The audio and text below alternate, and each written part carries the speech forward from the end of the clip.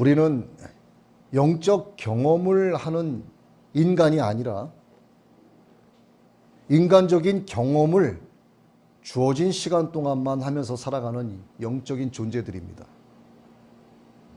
여러분들이 어떻게 생각하느냐에 따라서 살아가는 삶의 방법이 달라지는 거예요. 나는 그냥 육신의 옷을 입은 인간인데 가끔 영적인 경험을 하면서 살아가는가? 아니면 나는 영적인 존재인데 인간적인 경험을 주어진 시간 동안에만 하면서 살아가는가? 어떻게 살아가느냐? 이것은 여러분들이 어떠한 관점을 갖고 살아가느냐에 달려 있는 거예요. 나는 그냥 육신의 옷을 입은 인간일 뿐이다 라는 관점으로 살아가면 그의 결론은 지옥입니다. 나는 영적인 존재다 하는 관점으로 살아가면 그의 결론은 천국이에요. 이 잠깐의 시간에 예수님을 믿지 않으면 영혼의 본질에서 벗어난 변질된 영혼으로 살아가게 됩니다. 이렇게 살아가게 된다는 것은 사탄의 목표물이 되었다는 뜻이죠. 사탄의 목표물이 되면 사탄은 그 목표물의 뇌를 갉아먹고 그의 삶을 지배합니다. 그리고 그의 영혼을 지옥으로 끌고 가요. 사탄과 함께 나란히 손잡고 지옥불로 풍덩 빠지게 되는 겁니다. 어떠한 관점을 갖고 살아갈 것인가? 그러나 예수님을 믿고 그분의 의를 덧입으면 의로운 자로 칭함받게 되죠. 이신칭의. 하나님께서 우리를 의롭게 여겨주시는 겁니다. 하나님께서 아브라함의 믿음을 의롭게 여겨주신 것처럼 오늘 하나님은 우리의 믿음을 의롭게 여겨주고 계세요. 그 위에 성령이 임하면, 하나님의 영이 임하면, 그리스도의 영이 임하면 하나님의 아들로 살아가게 되는 거예요. 하나님의 양자로 살아가게 되는 겁니다. 하나님은 그를 가리켜 이렇게 말씀하세요. 너는 내 아들이라. 오늘 내가 너를 낳았도다. 우리 어머니들이 자식을 출산합니다. 해산의 고통이 엄청나게 크죠. 그런데 자기가 낳은 자식의 생일이 돌아오면 그 어머니는 해산의 고통을 생각하는 것이 아니라 자식의 생일을 기뻐하죠. 고기 반찬을 해주시고 맛있게 미역국을 끓여주시고 잡채도 해주시고 갖가지 반찬을 상위에 잔뜩 올려놓으시고 맛있게 먹으라고 기뻐해 주십니다. 어머니에겐 해산의 고통이 있었는데 그 고통이 생각나지 않는 거예요.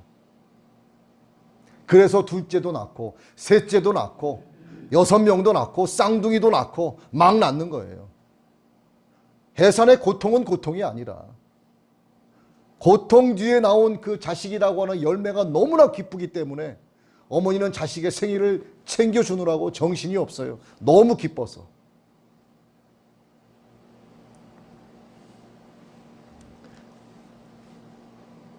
여러분 혹시 보셨습니까? 어떤 어머니가 자식의 생일이 돌아오면 내가 저 자식을 낳느라고 해산의 고통 때문에 죽을 지경을 아주 겪었다고, 저 자식 때려 잡아 죽여야 된다고, 너 밥 굶어!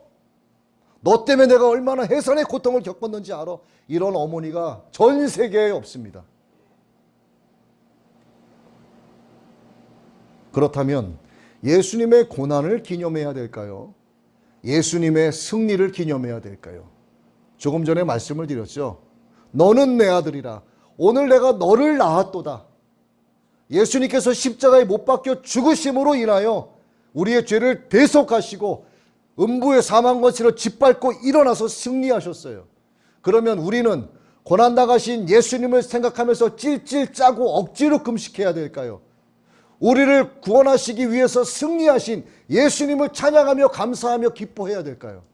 답은 나와 있는 거예요.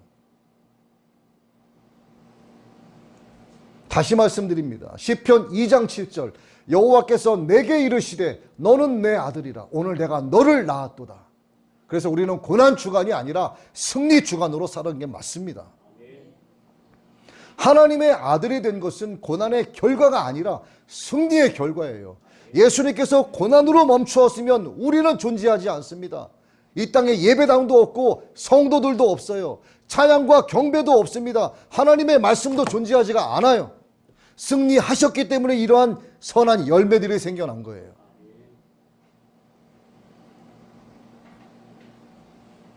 예수님의 고난만을 생각하고 이 고난만을 기념하여 고난에 동참하라 이렇게 종용하는 것은요, 행위도 구원의 방편이다, 선한 일만 해도 구원받는다 라고 하는 유대신학 사상에서 왔다고 말씀을 드렸지만 다시 말씀을 드립니다. 이게 너무나 기독교에 많이 퍼져 있어요.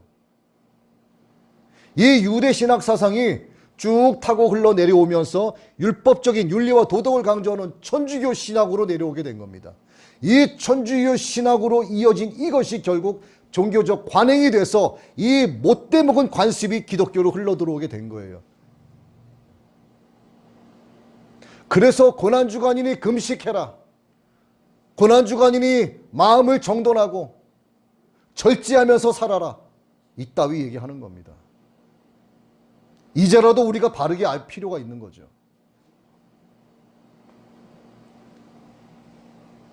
그런데도 한사코 무슨 말이야? 아니 예수님이 고난 받으셨으니 그분의 고난에 동참하는 게 맞지 않냐? 나는 금식을 하련다.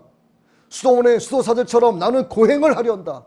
이런 말을 하면서 고집을 부리면 그 사람은요, 자신의 생일에 자기가 태어나도록 해산의 고통을 겪은 어머니를 생각하면서 그날 하루 종일 굶고 고행을 해야 됩니다. 그래야 되지 않겠어요? 그게 맞는 거예요. 그럼 어머니는 왜 그 고통을 겪으면서 나를 낳으셨습니까? 어머니 얼마나 힘드셨습니까? 미역국도 필요 없습니다. 고기 반찬도 하지 마세요. 잡채도 하지 마세요. 저는 내 생일날 어머니의 해산의 고통만을 생각할 겁니다. 저는 오늘 하루 종일 금식입니다. 이런 미친놈은 이 세상에 없습니다. 그럼 어머니가 뭐라고 하실까요? 저런 미친놈, 이렇게 되는 거예요. 울상을 하고 슬픈 표정을 짓고, 어머니의 출산의 기쁨보다 어머니의 해산의 고통이 더 크게 생각되는 이런 분들은 베옷으로 갈아입고 통곡하면서 그 하루 지내면 됩니다. 우리는 예수님의 고난을 생각할 것이 아니라 예수님의 승리를 생각하고 기뻐 찬양해야 되는 거예요.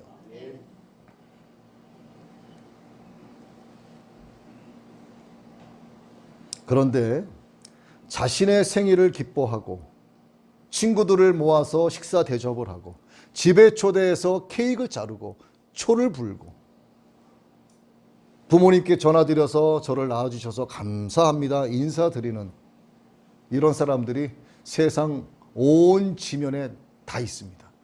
이 세상 어떠한 사람들이라도 그렇게 안 하는 사람들이 없어요. 물론 어릴 때 버림당한 고아들도 있지요. 그러나 그의 친구들은 그의 생일을 기뻐해 줄 것입니다. 그렇게 맛있는 음식도 먹고 축하도 받는 사람이라면, 그리고 그가 예수를 믿는 사람이라면 그는 당연히 예수님께서 십자가에 못 박히신 그 고난을 생각하면서 고난 주간을 보내는 것이 아니라 승리의 주간으로 보내는 게 맞다는 거죠.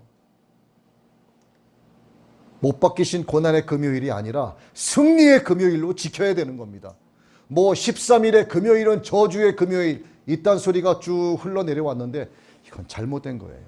여러분, 고난의 금요일이 아니라 완성의 금요일이 되는 거예요. 예수님은 마지막 말씀으로 뭐라고 하셨습니까? 다 이루었다. 승리했다는 거예요. 그러면 여러분은 금식하는 것이 아니라 고기를 구워 드셔야 되는 거예요. 소고기 사서 많이 구워 드세요, 그날. 네, 우리도 그렇게 할 겁니다. 오늘 우리가 나눈 본문은 예수님의 고난이 아니라 대속의 죽음을 다 이루신 예수님의 승리입니다.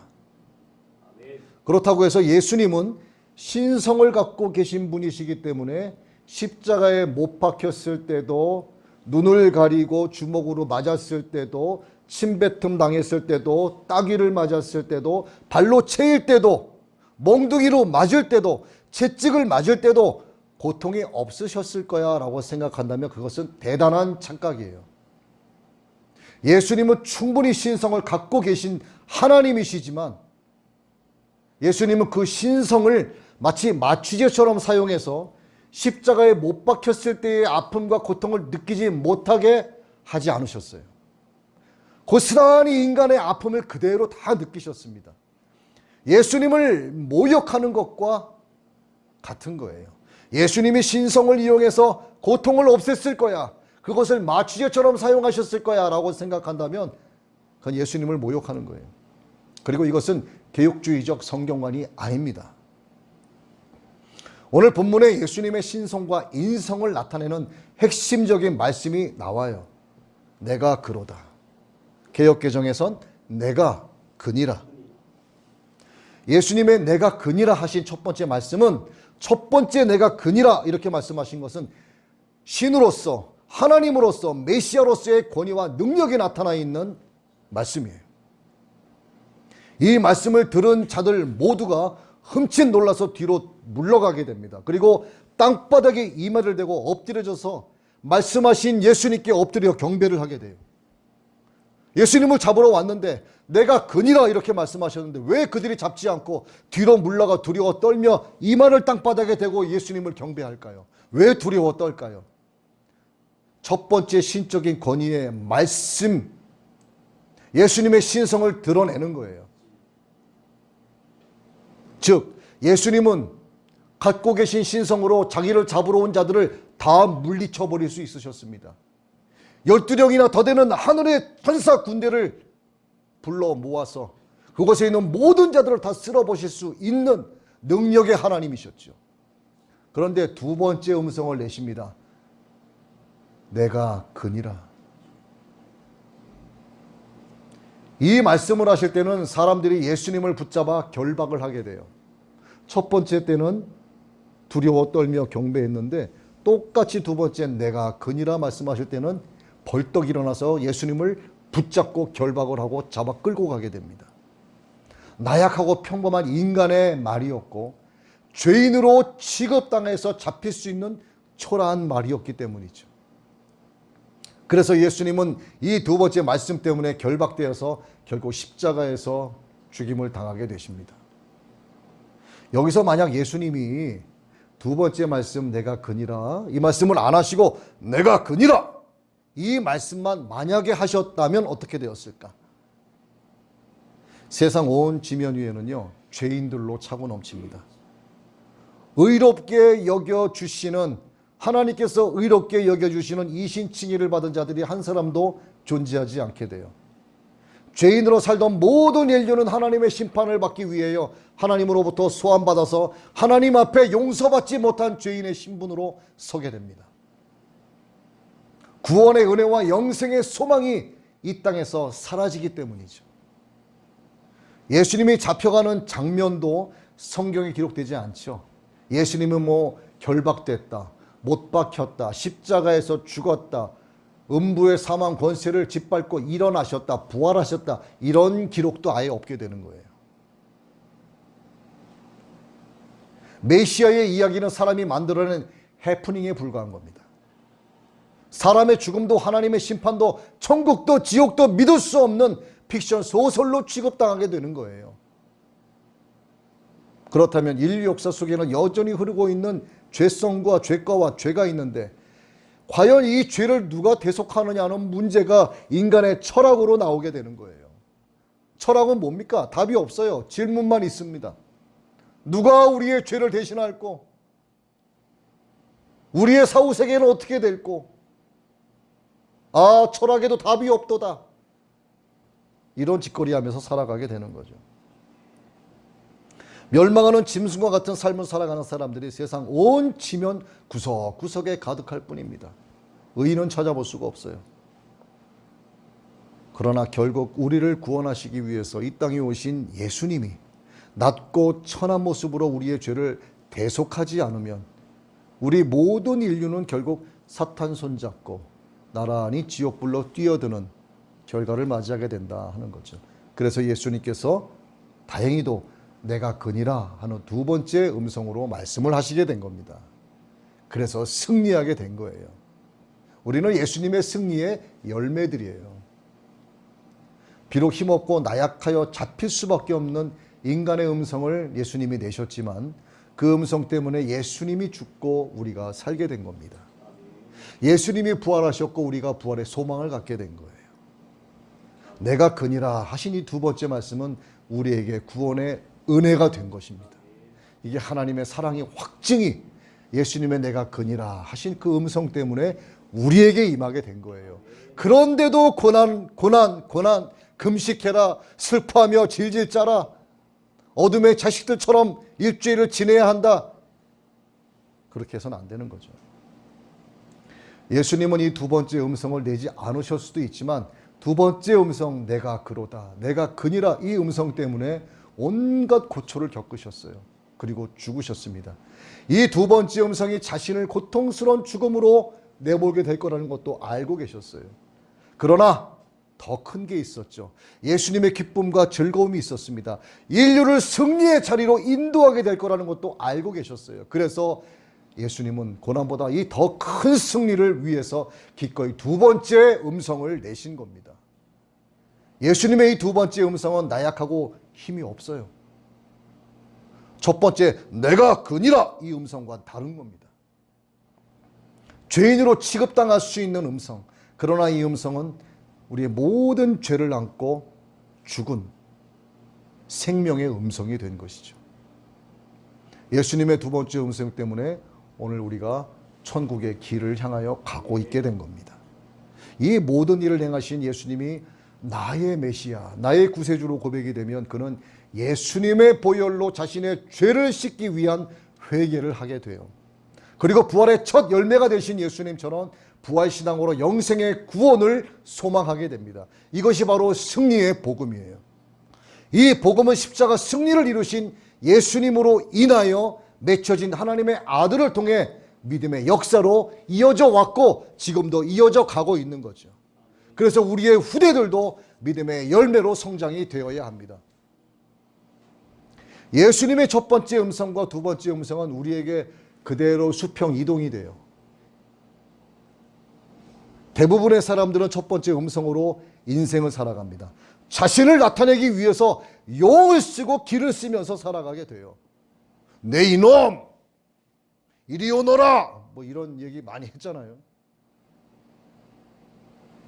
직장 상사가 부하직원에게, 가장이 가족에게, 아버지가 아들에게, 엄마가 딸에게, 선배가 후배에게, 장로가 집사에게, 선임이 후임에게, 아내가 남편에게, 남편이 아내에게 이 첫 번째 음성으로만 말하게 된다면 그 조직은, 그 집안은, 그 사회는, 그 나라는, 부부관계는 어떻게 되겠습니까?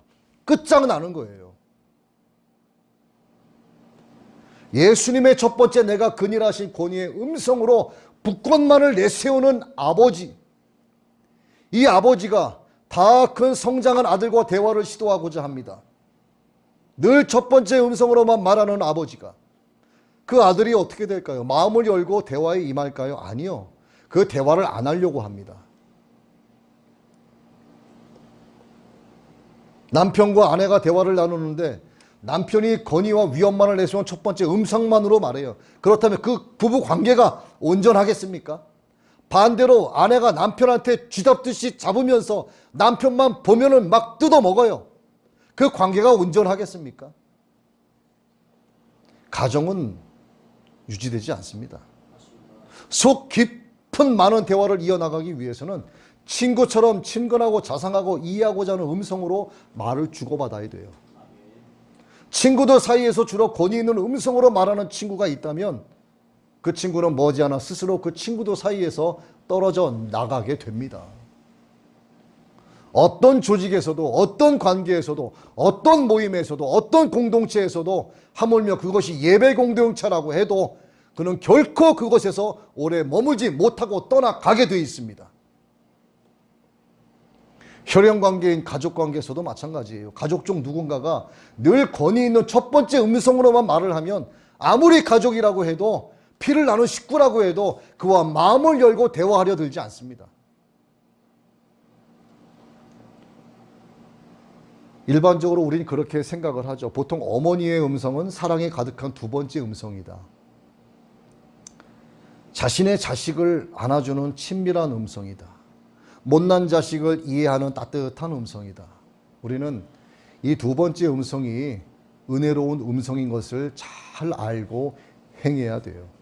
예수님의 첫 번째 음성만 있었다면 우리는 구원이 없습니다. 예수님의 두 번째 음성이 있었기 때문에 우리에게 구원의 길이 열린 거예요. 예수님의 첫 번째 음성은 예수님의 신적 권위와 권능이 있었어요. 하지만 주변 사람들은 땅바닥에 엎드려 다 두려워 떨었습니다. 예수님의 두 번째 음성은 예수님을 낮추고 초라하게 만든 거예요. 하지만 예수님의 그 두 번째 음성 때문에 우리가 살게 됐습니다. 우리를 하나님의 자녀로 만들어 주신 거예요.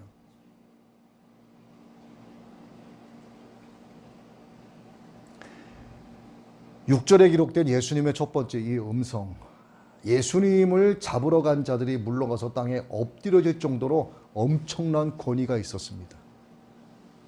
그들의 목표가 뭐였습니까? 그들의 목표물은 예수를 잡는 거예요. 굵은 동아줄을 준비하고 검과 창과 몽치를 준비해서 예수님을 잡아 내리치려고 했던 거였죠. 이를 갈고 예수님을 잡으러 갑니다.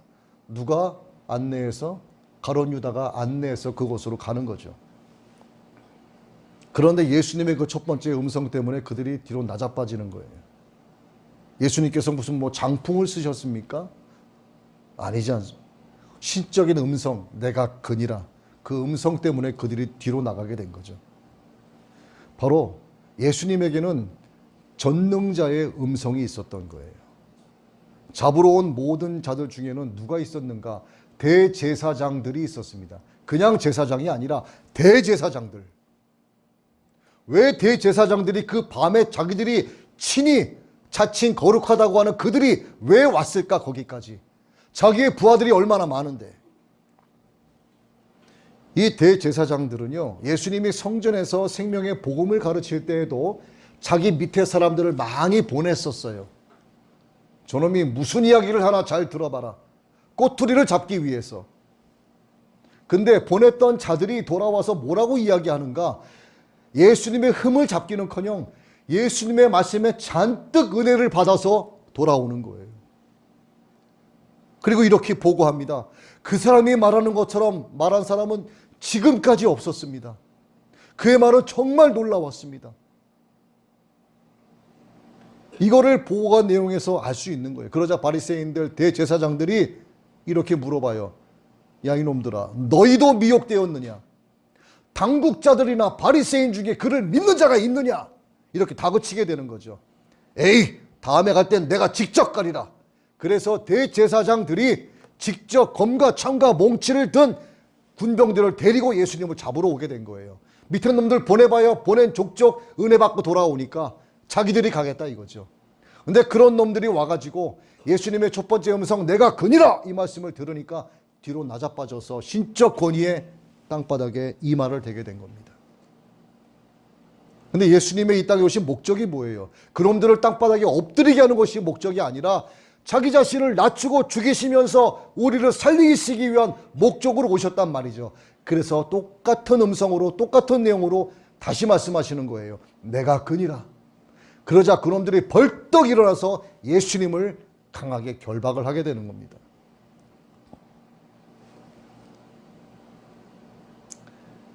예수님은 신성을 드러내는 이 첫 번째 음성만으로도 그들을 얼마든지 물리치실 수 있었어요. 어쩌면 이런 능력으로 자기를 잡으러 온 그 버러지 같은 인간들을 물리치고 싶으셨는지도 모릅니다. 왜? 예수님에게 신성만 있는 게 아니라 완전한 인간으로 오셨고 인성이 있기 때문이죠.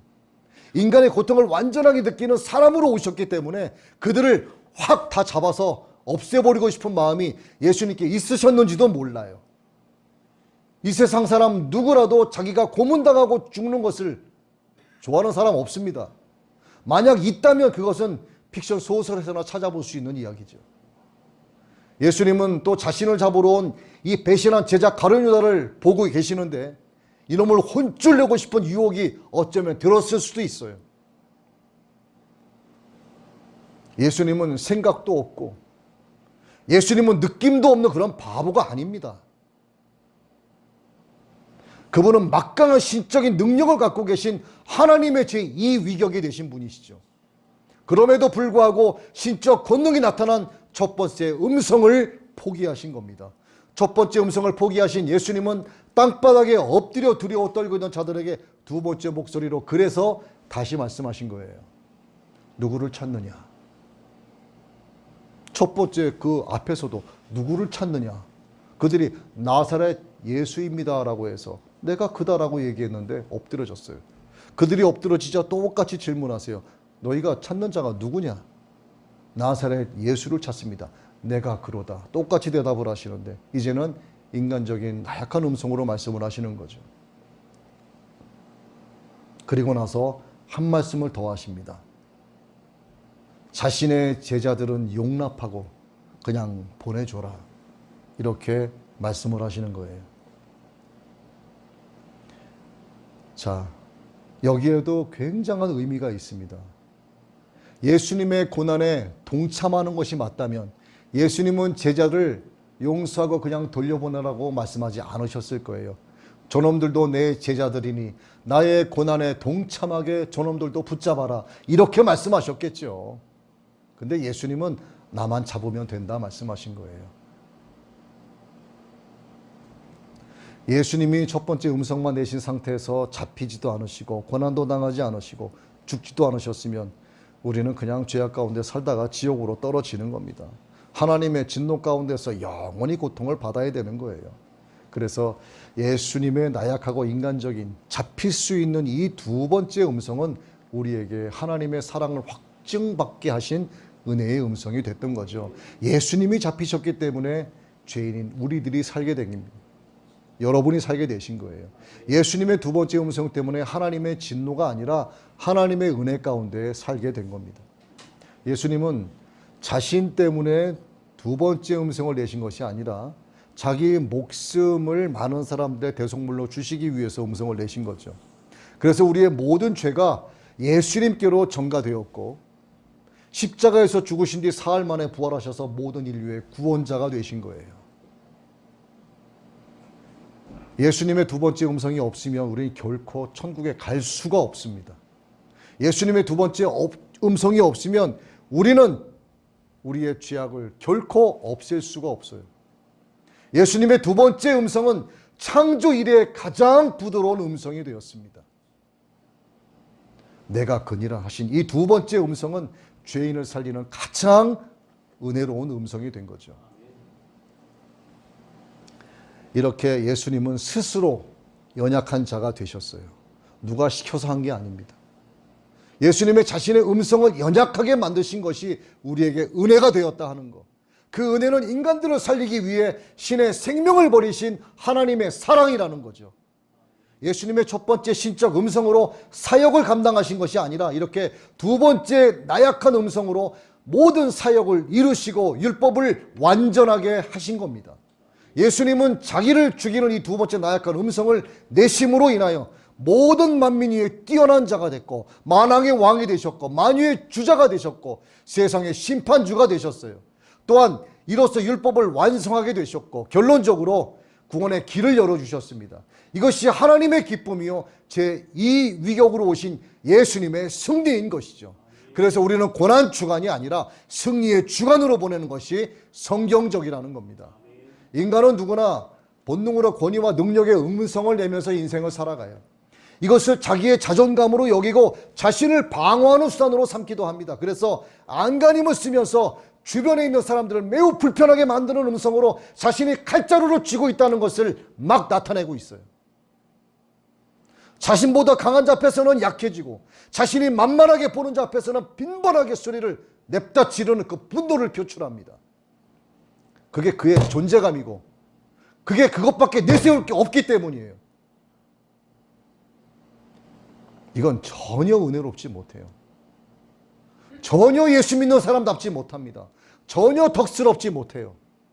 하나님의 영광을 가리울 뿐만 아니라 주변 사람들을 시험에 들게 합니다. 성경은 말씀하세요. 이웃을 시험에 들게 하는 자는 연자의 뜰을 목에 걸고 빠져 죽으라. 사람들은 그런 사람을 멀리합니다.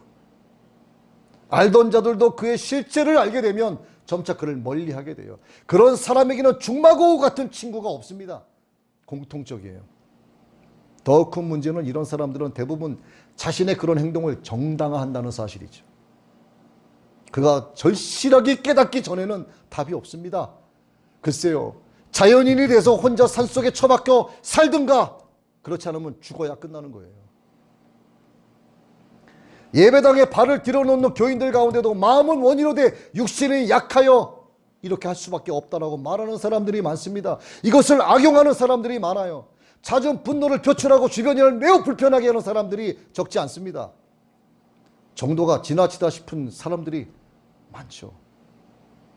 그들도 기도하죠. 회개하겠죠. 그러나 그것은 거룩하신 예수님의 이름을 악용하여 자신의 심한 결함을 정당화하는 거라고밖에 볼 수가 없습니다. 속히 돌이켜야 합니다. 죄의 길에서 돌이켜야 돼요. 하나님 앞에 서원하고 결단을 해야 됩니다. 그러나 결단에서 멈출 것이 아니라 한 단계 더 나아가야 돼요. 그것은 우리를 예수 그리스도 안에서 의로운 자로 받으신 하나님의 중요한 목표가 무엇인지를 깨닫는 겁니다. 바로 예수님의 팬으로 사는 것이 아니라 예수님의 제자가 되어 살아가는 걸 얘기하는 거예요. 그렇게 해서 은혜의 음성을 가진 자가 되어야 합니다. 은혜의 음성은 예수님처럼 자신을 남에게 내어주는 음성이에요. 그러기 위해서는 예수님의 제자가 되어야 합니다. 예수님의 제자로 사는 인생은 자신을 위해서 사는 인생이 아니라 남을 위해서 사는 인생이에요. 사자 한자로 보면은 애기 애타가 아니라 애타 애기가 되는 거예요. 첫 번째 음성으로만 살면 자신을 위해서 살 수 있어요. 자신의 권능과 권세와 능력을 내세울 수 있습니다. 자신이 이런 사람이 하고 자신의 자존감을 높일 수는 있어요. 하지만 주변 사람은 다 죽입니다. 그 자기 자신을 뺀 나머지 사람들이 위험에 처하고 힘들어해요. 그 한 사람을 위해서 수많은 사람들이 희생되기도 합니다. 그러나 두 번째 음성은 자신을 위해서 살지 못해요. 자신은 낮아져야 됩니다. 그래도 하나님은 자기의 자녀들이 첫 번째 음성이 아니라 두 번째 음성을 내면서 살기를 원하고 계세요. 그렇게 살아가도록 은혜의 음성을 내도록 하나님은 지금도 역사하고 계십니다. 이것을 깨닫지 못하면 그는 하나님을 아는 지식이 전혀 없는 자예요. 성경은 말씀하시죠. 내 백성이 나를 아는 지식이 없으므로 망하는도다. 어떻게 망한다? 멸망하는 짐승과 같도다. 그렇다면 하나님이 왜 우리로 하여금 두 번째 음성을 내면서 살기에 역사하실까? 은혜의 음성은 세상의 권위를 잃어버려도 하나님의 권세, 하나님 아들로서의 권세를 얻기 때문이에요. 여러분, 세상의 권세를 쫓아가면 첫 번째 음성 내면서 살면 됩니다. 하지만 하나님의 자녀로서의 권세를 얻기 원하신다면 두 번째 음성으로 살아가셔야 돼요. 하나님의 자녀된 권세, 이건 돈 주고 살 수 있는 권세가 아닙니다. 여러분의 노력으로 살 수 있는 권세가 아니에요. 하나님의 은혜로만 얻을 수 있는 권세입니다. 그래서 피조물의 두 번째 음성 역시 예수님처럼 세상에서 가장 존귀한 음성이 되는 거예요. 이 두 번째 음성을 갖고 있는 자가 가정을 화목하게 하고, 이 두 번째 음성을 갖고 있는 자가 교회를 세웁니다. 또한 이 두 번째 음성을 갖고 있는 자가 하나님의 사랑을 나타내고 하나님의 은혜를 전할 수 있게 되는 거예요. 교회 안에, 이 예배당 안에 하나님의 은혜가 넘치려면 예수님의 두 번째 음성을 가진 자로 가득해야 됩니다. 첫 번째 음성만 높이는 자가 있다면 그 교회 안은 분열과 분란이 일어나게 돼요. 분위기 안 좋아집니다. 하나님은 두 번째 음성을 소유한 자, 예수님께서 하신 이 두 번째 음성을 소유한 자를 진정한 리더로 세우세요. 세상에서도 하나님의 영광을 위해서 가장 존귀한 자로 하나님이 틀림없이 세우십니다. 그리고 하나님은 예수님의 두 번째 음성을 갖고 있는 자들을 천국의 일꾼으로 사용하십니다. 이제 말씀을 정리합니다. 약해 보이는 두 번째 음성이 강해 보이는 첫 번째 음성보다 크고 높고 강하고 위대합니다. 첫 번째 음성은 자신을 드러내지만 두 번째 음성은 예수님을 드러내기 때문이고, 예수님이 사역도 두 번째 음성으로 완성되었기 때문입니다. 또 하나, 하나님의 은혜는 약해 보이는 것 같지만 이 두 번째 음성에서 비로소 임하게 됩니다. 우리의 약함을 강하게 하시는 분이 하나님이시기 때문이죠. 성경은 이렇게 기록하고 있습니다. 이는 내 능력이 약한 데서 온전하여 짐이라. 그러므로 도리어 크게 기뻐함으로 나의 여러 약한 것들에 대하여 자랑하리니 이는 그리스도의 능력이 내게 머물게 하려 함이라. 그리스도의 능력이 내게 머물게 하기 위해서는 내가 약해져야 된다는 거예요. 나를 드러내고 내 첫 번째 음성만을 높이고 나의 자존감만을 높이기 위해서 내세우면 하나님의 능력은 임하지 않습니다. 또 첫 번째 음성을 내는 자는 그것이 교회든 세상이든 자기가 선 곳에서 분열과 분란을 일으키고, 두 번째 음성을 내는 자는 자기가 선 그곳에서 화합을 일으키게 되는 거예요.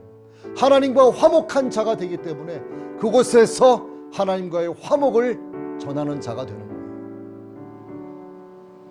하나님은 두 번째 음성을 소유한 자에게 영원한 천국을 주시고, 첫 번째 음성을 내는 자들은 지옥으로 던져버리십니다. 하나님은 자신의 은혜를 주실 때에는 반드시 자비하신 두 번째 음성으로 주십니다. 지금은 은혜의 때죠. 하나님은 우리를 향하여 오래 참고 계시고 자비하신 음성으로 하나님 앞에 나오기를 원하고 계십니다. 말씀하고 계십니다. 하지만 하나님의 은혜의 때가 지나게 되면 하나님의 심판의 때가 임하게 되는 것이고, 하나님의 두 번째 자비하신 음성은 사라지게 되고 첫 번째 신적 권위의 음성만이 나타나게 되는 겁니다. 그때 가서 돌이킨다? 늦죠. 그땐 늦습니다. 그때 심판만 받아야 되는 거예요. 오늘 이 예배당에 나오신 여러분들도 두 번째 음성을 소유하게 되시기를 바랍니다. 이 두 번째 음성을 소유하기를 원하고 이 두 번째 음성으로 살아가겠노라 결단하고 실천하는 분들의 삶에는 예수님의 그 승리가 영육 안에 직접적인 승리로 적용될 것을 주의 이름으로 선포합니다. 그리고 이를 믿으시고 결단하여 하나님의 복을 마음껏 누리는 여러분 되시기를 예수님의 이름으로 축복합니다.